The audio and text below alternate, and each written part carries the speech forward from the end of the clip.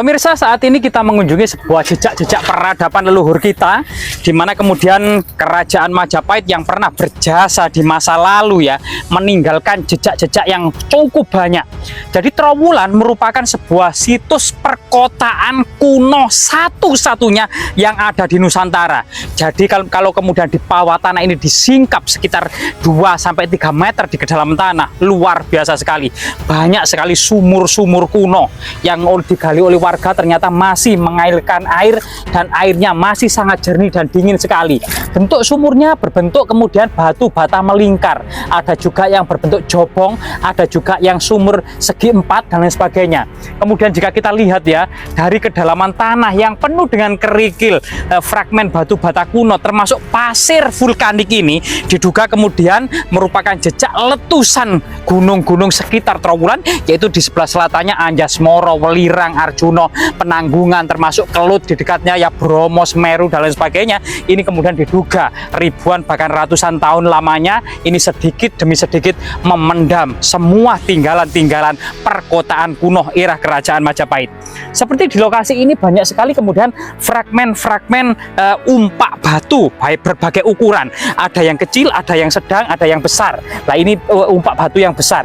Ada juga beberapa umpak batu yang berbentuknya sederhana, termasuk kemudian pinggiran-pinggiran candi, balok-balok batu candi, struktur bangunan candi yang terpendam di dalam sekitar 2 meter sampai 3 meter di dalam tanah ya. Kita akan melihat bagaimana dulu di sini kemungkinan ada semacam bangunan suci yang sangat indah dan sangat megah.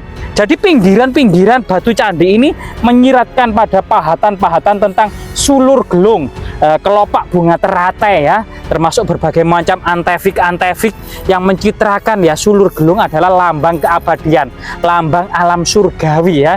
Bahwasanya leluhur kita memilih batu andesit yang keras ini karena memang agar tidak mudah lapuk. Sebenarnya banyak sekali kemudian istana-istana dan bangunan-bangunan yang lainnya terbuat dari kayu, berukir indah, atapnya berukir indah ya.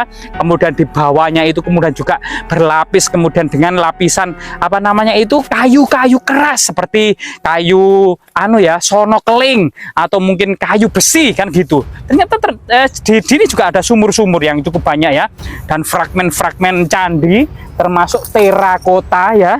Lah terakota ini cukup banyak sekali ya, terutama kemudian pecahan-pecahan gentong atau pecahan-pecahan tembikar seperti ini. Pecahan-pecahan tembikar pada era kerajaan Majapahit itu memiliki teknologi yang sangat canggih, dibuat sangat tipis sekali agar kemudian para wanita itu tidak berlarian ya, agar berjalan itu dengan pelan sebagaimana mencitrakan sebuah peradaban tinggi, agar melakukan kegiatan profan keseharian itu dengan pelan-pelan, tidak boleh kemudian gerusa-gerusu dengan keras dan lain sebagainya. Terakota juga cukup banyak ya, sampai saat ini masih digunakan oleh sebagian masyarakat sebagai situs religi. Kita temukan pertupaan, persajian dan lain sebagainya ya. Jika kita lihat ya, kalau musim penghujan ini biasanya tergenang oleh air karena memang ini disingkap sebagian saja ya, karena dulunya kemudian ingin untuk perajin batu bata, sehingga kemudian tanah ini kemudian digali. Ternyata di dalamnya ada struktur kemegahan citra ya, peradaban yang sangat megah dan sangat tinggi. Misalnya di sini ya ada balok-balok batu candi yang cukup banyak, antefik-antefik, pinggiran-pinggiran candi, fragmen arca seperti ini ya. Ternyata ini kayak arca sapi atau arca orang ini ya.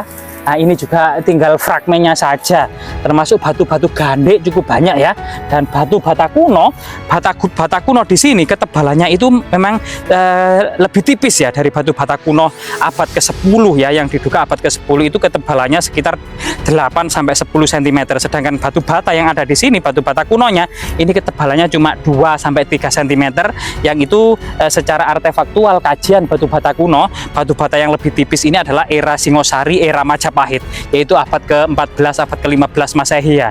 Nah, ini dan yang sangat menarik gitu di sini ya. Ya, di sini juga sebagian dari struktur percandian ini kemudian masih terpendam di dalam tanah. Coba sebagian pojokan candi ini terlihat makaranya ya, matanya melotot gitu ya, hidungnya. Nah, ini kedua matanya ini makara. Bahkan di sini juga ada antefik bagian dari penyusun struktur batu candi. Terlihat sekali kan mata ya, mata melotot atau si mata satu ini ya, dengan kemudian kalau ini matanya 2 ya, ini dan ini juga bagian dari dari pojok-pojok dari sebuah struktur bangunan candi. Di sana juga antefik, bagian dari kemudian hiasan-hiasan atap dari candi. Diduga antefik ini berada di atap candi karena memang candi yang bersifat Hindu terlihat sekali itu bagian kaki itu ya burloka, bagian tengah itu buarloka, yang bagian tengah inilah diduga dahulunya ada semacam Linggayoni, Arca, kemudian Ganesha, Parwati, kemudian Maharesi Agastya, Nandi Suara, Mahakala, termasuk Lembu Nandi itu ya di depannya itu. Ini adalah bagian tengah dari bangunan suci jika candi ini memang benar-benar bersifat agama Hindu Siwa. Karena memang candi ini saat ini menurut cerita tutur masyarakat diberi nama Candi Siwa gitu ya. Entah sebab apa dinamakan Candi Siwa, karena memang banyak sekali antefik-antefik yang menceritakan sebuah keindahan bidadari-bidadari surga, yaitu Kinari dan Kinara. Sosok kemudian wanita cantik tapi bertubuh burung, atau mungkin laki-laki yang tampan tapi bertubuh burung. Ini merupakan Kinari dan Kinara yang saat ini sebagian sudah diamankan di Museum PIM Trowulan ya. Namun saat ini masih banyak sekali keindahan-keindahan ini. Selain itu kemudian selain balok-balok batu candi yang sebagian masih terpendam ini ya, tersirat. Ini ada bagian yang apa namanya pojokan atau kemudian persilangan ya, bangunan yang menyilang ya antara struktur yang ke arah sana yang masih terpendam dengan struktur yang ke arah sana ya. Ini ada pojokannya dan ini masih sebagian besar ini masih terpendam di dalam tanah.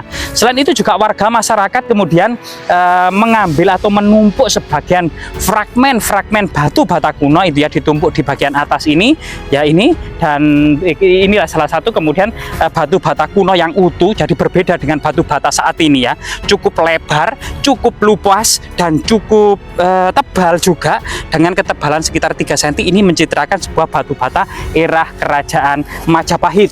Selain itu juga di lokasi ini banyak sekali pecahan-pecahan tembikar. Ini terbuat dari tanah liat atau tanah liat yang dibakar ya, gerabah.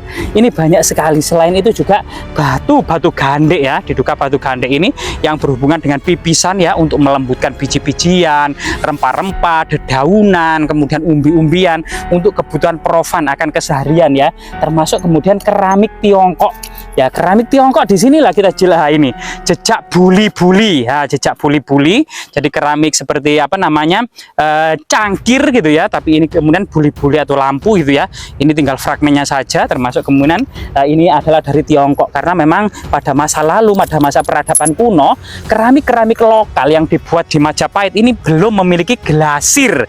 Jadi masih terlihat seperti tembikar pada umumnya. Sedangkan keramik-keramik Tiongkok yang ada di Tiongkok ini memang sudah lebih canggih, kita akui saja. Mereka menemukan semacam lapisan glasir, termasuk tidak sembarangan tanah yang dibuat, ada batuan tertentu untuk membuat keramik-keramik seperti ini. Dan ini pada masa kuno ini hanya teknologinya diketahui oleh Tiongkok. Kemudian ternyata Majapahit juga cerdik gitu ya, menyelidiki pembuatan keramik berglasir ini. Kemudian diduga pada masa Majapahit itu diproduksi keramik-keramik berglasir ini di Gosaring, Gresik, Jawa Timur. Nah ini, coba kita kemudian pindah ke lokasi yang lainnya. Nah, jika kita melihat lokasi yang lainnya ya, nah di sini kita akan mendapati sebuah jejak-jejak yang memang bangunan ini diduga sangat megah pada masanya, dan ini kemungkinan ujung-ujungnya saja yang sebagian besar masih tertimbun di dalam tanah. Jika kita lihat struktur pojok ini masih kemudian diduga di dalam sana kemungkinan lebih megah lagi, lebih banyak harta karun lagi, lebih banyak arca-arca yang eksotis, lebih banyak ragam hias yang sangat-sangat indah sekali. Namun sampai saat ini masih belum digali ya, dan ini ada semacam batu gandek lagi ya dalam keadaan memanjang. Kalau ini adalah pipisan batu ya, jejak fragmen pipisan batu. Jadi ini berbentuk kotak bagian bawah, kemudian ada bibirnya ya yang berbentuk persegi panjang dengan cekungan yang ada di tengah gitu ya, cekungan berbentuk oval biasanya ya. Cekungan berbentuk oval itu ini merupakan pipisan. Jadi ini semacam kemudian kalau sekarang itu seperti cobek ya atau layak gitu ya untuk melembutkan ini. tapi terbuat dari batu. Ini kan lebih awet, lebih keras, dan lebih cepat untuk melunakkan sesuatu yang perlu dilunakkan seperti biji-bijian tadi ya, rempah-rempah atau dedaunan dan sebagainya. Artinya memang di sini banyak sekali kemudian tinggalan-tinggalan yang perlu kemudian diedukasi ke tengah-tengah masyarakat atau generasi milenial. Sangat sekali, sayang sekali memang sampai saat ini gitu ya. Sampai saat ini kemudian struktur ini masih belum diekskavasi secara integral dan komprehensif. Memang perlu ketahui kalau kemudian lahan ini milik seseorang dengan sertifikat SHM atau sertifikat hak milik, maka bisa saja yang memiliki ini diangkat sebagai pegawai negeri, sebagai juru pelihara dengan gaji tiap bulanan. Dan ini sebuah keberuntungan kalau kemudian di tanahnya itu memiliki situs gitu ya. Cuma kemudian pemilik tanah itu bisa saja kemudian diangkat sebagai kemudian sang juru pelihara dengan diangkat pegawai negeri. Nah, ini juga sebagian besar struktur ini memang benar-benar masih terpendam di dalam tanah ya. Nah, ini masih terpendam di dalam tanah batu bata kuno ini ya, artinya memang entah bencana seperti apa yang menyiratkan, namun debu-debu di sini ini mencitrakan ini adalah semacam abu vulkanik atau sebagian juga tanah aluvial.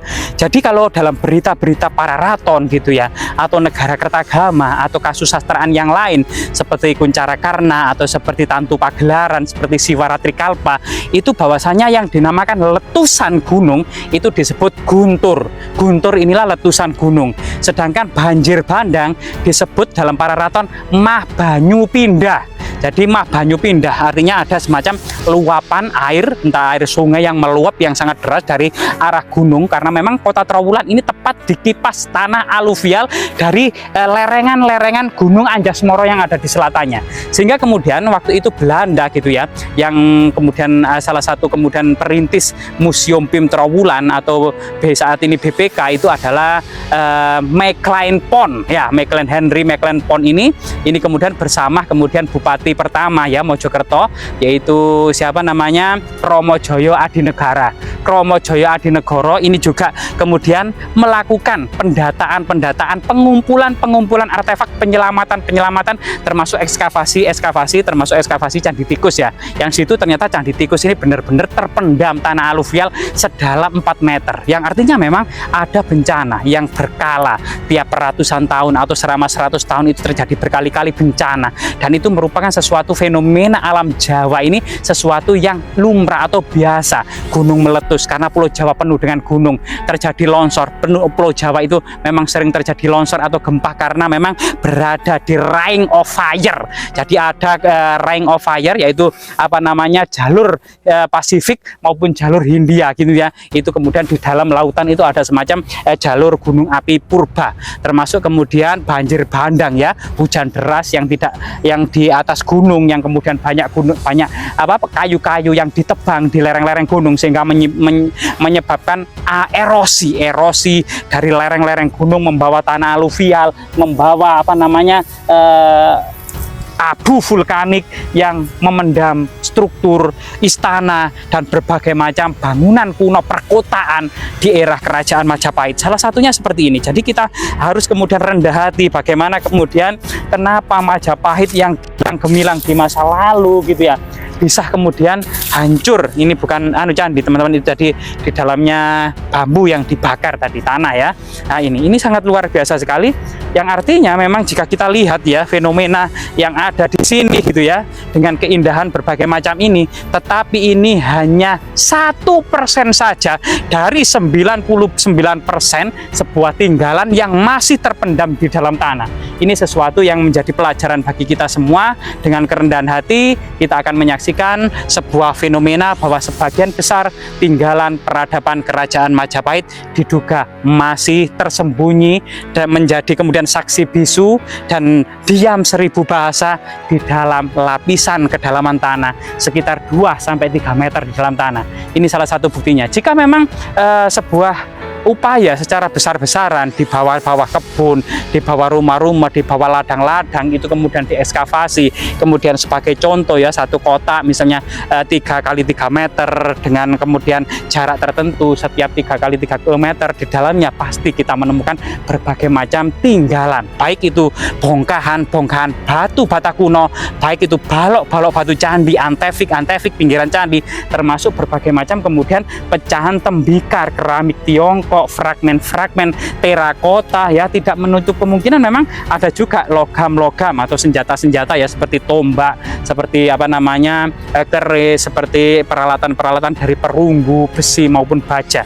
Dan ini sesuatu yang sangat luar biasa sekali dan menjadi pelajaran, pengalaman serta kemudian studi bagaimana kemudian kota yang sangat luar biasa sekali.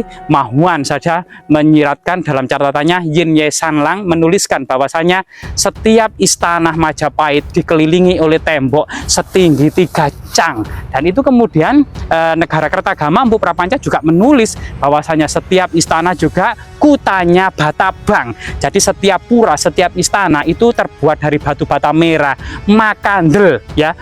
Makandel itu tebal, umider itu keliling, umider makandel aruhur. Jadi umider itu keliling, makandel itu sangat tebal, dan maruhur ya sangat tinggi. Ini mencitrakan sebuah peradaban dan kota. Bahkan kemudian dalam pelintiannya Nur Hadi Rangkuti ya, itu mencatat setiap pojok dari ibu kota istana kerajaan Majapahit itu dibatasi dengan yoni raksasa. Yoni Lebak Jabung ya raksasa yang sekarang sudah dipindah ke Museum Bim Trowulan. Yoni Klinterjo, antara Yoni Klinterjo ditarik garis lurus ke selatan dengan Yoni Lebak Jabung sepanjang 9 km. Sedangkan Yoni Lebak Jabung ditarik lurus ke barat sampai Yoni Raksasa Sedah, yaitu Japanan ya, Mojowarno Jombang, itu sepanjang 10 km. Jadi 10 kali 9 km, sehingga kemudian diduga istana dan ibu kota kerajaan Majapahit ini seluas 99 km persegi ya, yang saat ini meliputi Kecamatan Jatirejo, Kecamatan Sukoh, Kecamatan Trowulan, Kecamatan Mojo Agung, dan Kecamatan Mojowarno, menjadi 5 kecamatan saat ini. Semoga kemudian situs-situs ini tetap memberikan edukasi ya, tetap menjadikan motivasi dan inspirasi bahwa leluhur kita pernah dengan mengusahakan secara maksimal untuk kesejahteraan Nusantara serta berjuang untuk menghalau pasukan dari luar, termasuk rongrongan dari bangsa asing. Pernah juga tercatat bahwasanya Majapahit pernah juga berhasil menghancurkan dan mengusir pasukan Mongol. Semoga bermanfaat.